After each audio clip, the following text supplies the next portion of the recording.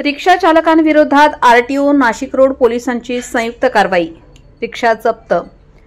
रिक्षा चालकांविरोधात पोलिसांची धडक कारवाई सुरू असून बुधवारी दुपारी नाशिक रोड येथील डॉ. बाबासाहेब आंबेडकर पुतळा तसेच बिटको पॉइंट या ठिकाणी संयुक्त कारवाई करीत 10 रिक्षा चालकांवर कारवाई करण्यात आली आहे। कारवाईत 2 रिक्षा कागदपत्रे संपल्याने तसेच लायसेन्स बॅच वैध नसल्याने पोलिसांनी जप्त केल्या आहेत। नाशिक रोड पोलीस ठाण्याचे वरिष्ठ पोलीस निरीक्षक जितेंद्र सपकाळे, पोलीस उपनिरीक्षक जितेंद्र माळी, मोटार वाहन विभागाचे सहाय्यक निरीक्षक मोनिका आचार्य, सहाय्यक निरीक्षक शशिकांत पाटील कर्मचाऱ्यांसह डॉ. बाबासाहेब आंबेडकर पुतळा आणि बिटको चौकात संयुक्त कारवाई करीत रिक्षा चालकांवर दंडात्मक कारवाई करून कागदपत्रे संपलेल्या 2 रिक्षा जप्त करण्यात आल्या आहेत।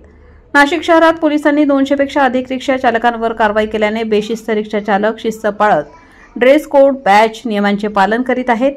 शहरातील मध्यवर्ती भागात आणि बाजारपेठ परिसरात काही ऑटो रिक्षा चालकांच्या बेशिस्त वर्तनामुळे वाहतुकीचा प्रवाह विस्कळीत होत आहे। तसेच सर्वसामान्य जनतेस देखील रिक्षा चालकांच्या बेशिस्त वर्तनामुळे त्रास सहन करावा लागत आहे। या पार्श्वभूमीवर शहर पोलीस आयुक्तालयातर्फे ऑटो रिक्षा शिस्त मोहीम हाती घेण्यात आली असून रिक्षा चालकांनी नियमांचे पालन करावे असे आवाहन केले होते।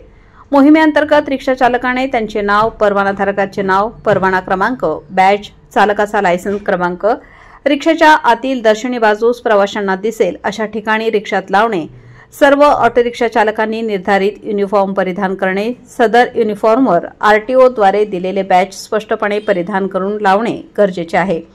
परवाना संपलेल्या व तांत्रिकदृष्ट्या अयोग्य किंवा धोकादायक रिक्षा चालवताना मिळून आल्यास सदर ऑटो रिक्षांचे निलंबन करण्यात येईल।